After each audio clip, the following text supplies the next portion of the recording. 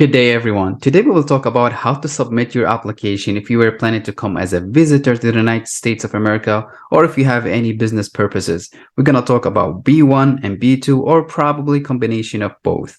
And before diving into it, I'm going to give you a glance about our organization. We're a charity based here in Toronto, Ontario, in Canada.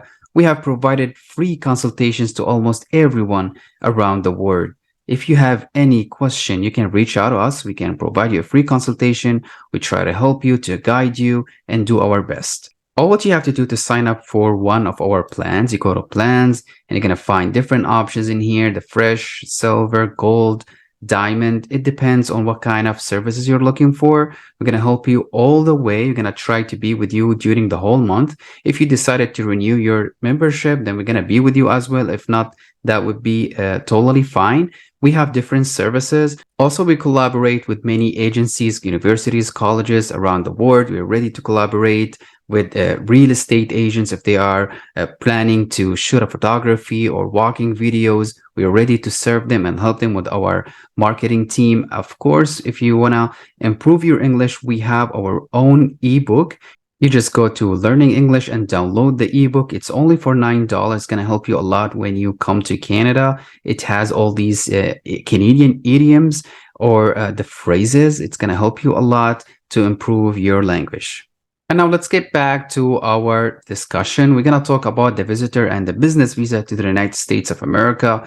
We have the first option, which is consult with the business associates, which means that if you have any connections in the States, you have any businesses, you want to discuss a business agreement or probably want to invest in the States, you can put that as a purpose. You're planning to go for tourism and probably consult a business or probably want to set up a franchise or buy a business or buy a property. So it has many options underneath. So you can go for that. But if you are planning to attend a seminar, probably convention or conference, you need to have something related to your occupation, to your education to be accepted.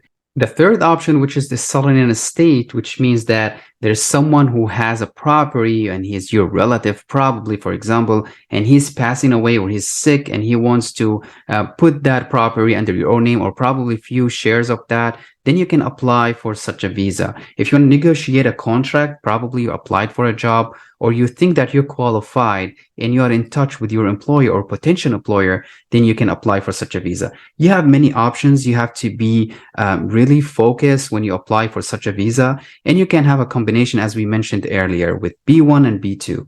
Moving to tourism visa, which is B2, we have different options in here. The tourism, which means that you should have a well-written plan that you're going to go to New York, probably Las Vegas, you're going to go to North Dakota, probably. You should have a well-written plan which talks about all your steps to explain to the immigration officer what you're going to do in the States. Coming to the second option, which is vacation, in my own opinion, you're supposed to be on vacation. And if you're planning to visit someone, they're supposed to be on vacation too, and that's going to be well connected. There are many gaps in here. You should be aware of that, and you should write a well-written plan, and then you will be well prepared for the interview. And the third option, visiting friends or relatives, that's totally different. So you can combine tourism and visiting friends and relatives in the same time, and you need an invitation letter in that case.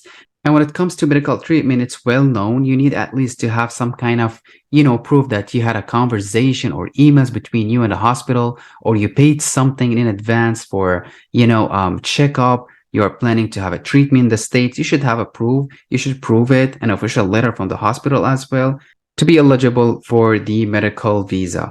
If you want to participate in social events, you should be related to that. If you are a musician, probably you should prove that you're a musician and you're attending such an event related to that. As well, if you want to participate in sports or probably similar events, you should provide a proof for that. As I mentioned earlier, you can combine between both. You can, for example, sign up for cooking classes, music classes, and have tourism plans as well. That's another way that's going to increase your chances if you're going to combine both visas or both types of visas. So the last option, which is enrollment in short recreational courses like English, and I just mentioned earlier, like cooking classes, music classes, probably. So it depends what you are interested in. I suggest you to combine both, and you have to provide explanation letter, plans, and other things to increase your chances and move to the interview phase. And before showing you how to fill out your application for free, I just want to remind you that we did in the past combine both of them for one of our clients. We helped them out to fill out their application. We give them advices for free. We asked them to contact one of the construction companies in Czech Republic, and then they got a contract with them because they were selling used big machines, and then they signed a contract and they applied for the tourism to Czech Republic and they got the visa. So that's another way to increase your eligibility. You should be honest, you should be clear. So the first thing first, you need to fill out the DS-160. Once you're done, you have to schedule an interview. So you have to pay the fees, which is around $160 American dollars, but do not forget photograph requirements, and then you should screenshot that or just share the link with your photographer and ask him to follow all the requirements. He has to sign on the back of each photo with the date and the name of his studio and the address, and he has to stamp that. You should keep few copies with you and upload one of them. And you have to test that at the beginning of the application. So once you have your photos and you filled out your application, paid the fees, and then you're going to print out one copy with a barcode. So you're going to take it to the interview with you. They're going to scan the barcode and they're going to see all the information that you have filled out. Let's give you an idea how to schedule an appointment. You scroll down all the way and put your city in here. Let's say probably Dubai. And we're going to see if we have any results. Yeah, we have Dubai here. So if you want to apply for B1 or B2 or a combination of both, you have to wait 441 days.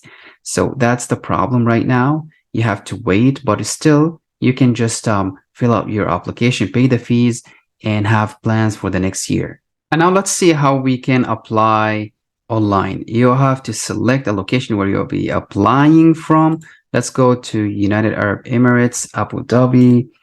And we're going to put the letters in here, BW9ESP. And then you have to test your photo once you have it, start an application or retrieve an application, which means if you have filled out the first 2 or 3 pages, you can retrieve that by inserting your ID, your application ID, because you're going to have it. Once you start an application, you're going to have an application ID. You can insert that and retrieve your application and continue where you stopped at. Let's go to the start an application, and we're going to see here conditions and terms. We have to agree anyways because you cannot proceed, and you should save this, your application ID number, save it on a Word document or just take a photo, save it and the date, because it's going to be valid only for 30 or 45 days according to my knowledge.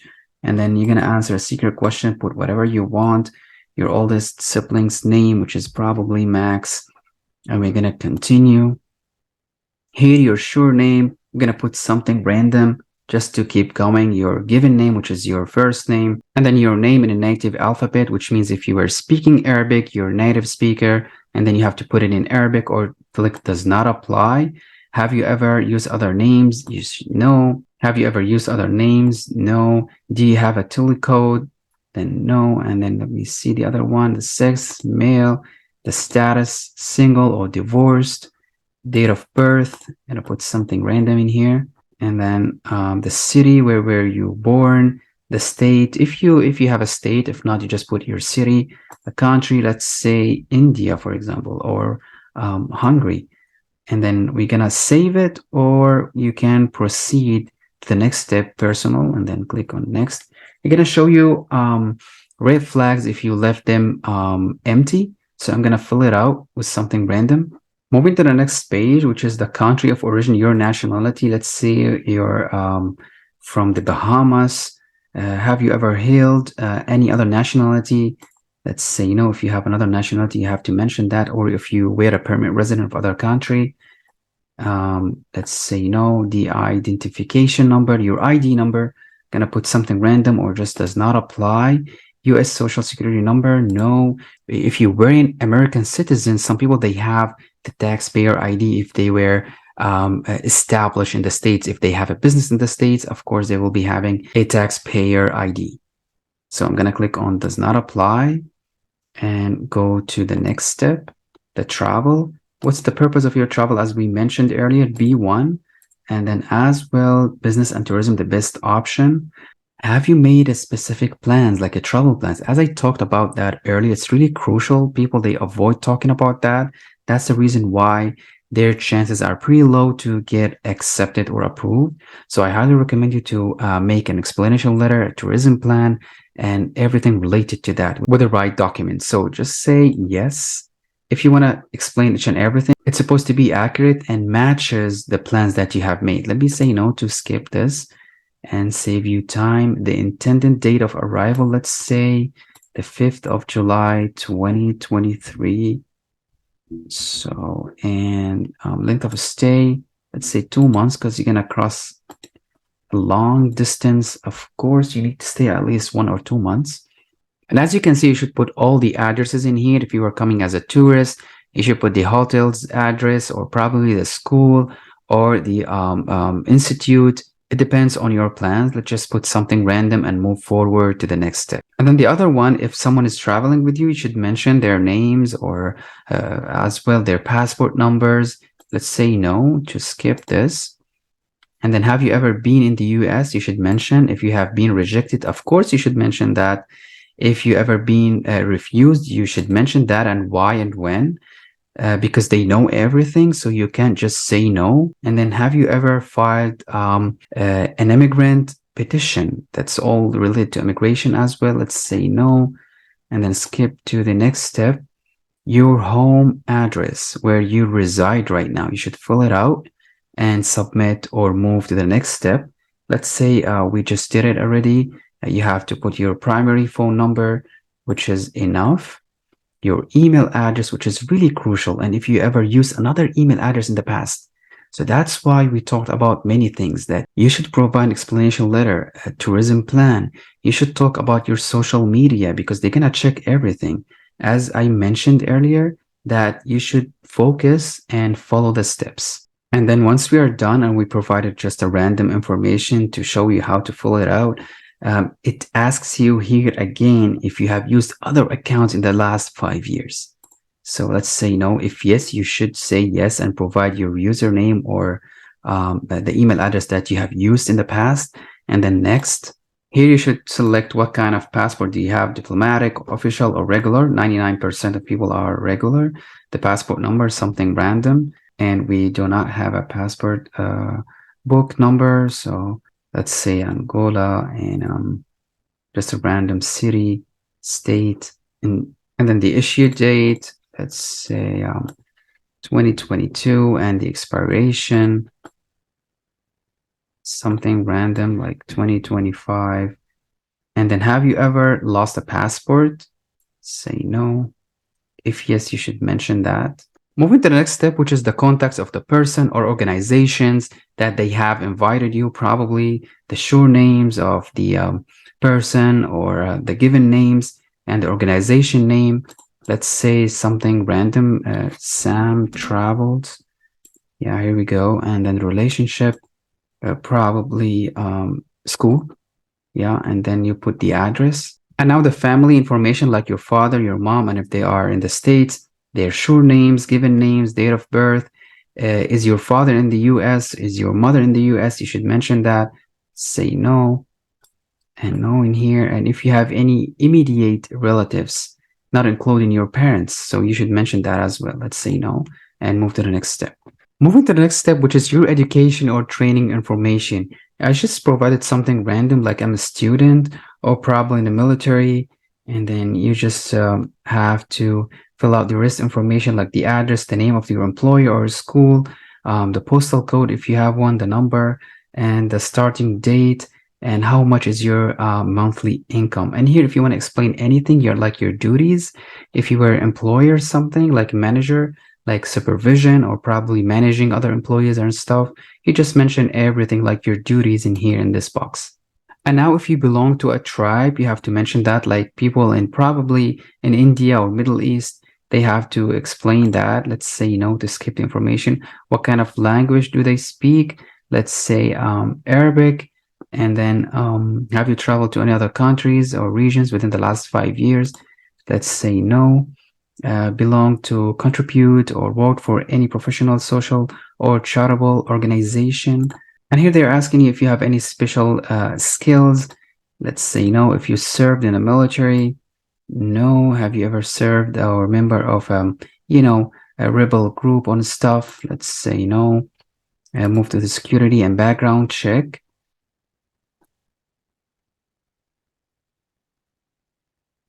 So here it asks you about security and disease. If you have any diseases, if you have, done something in the past illegal in your country or where you reside, you have to be honest and clear.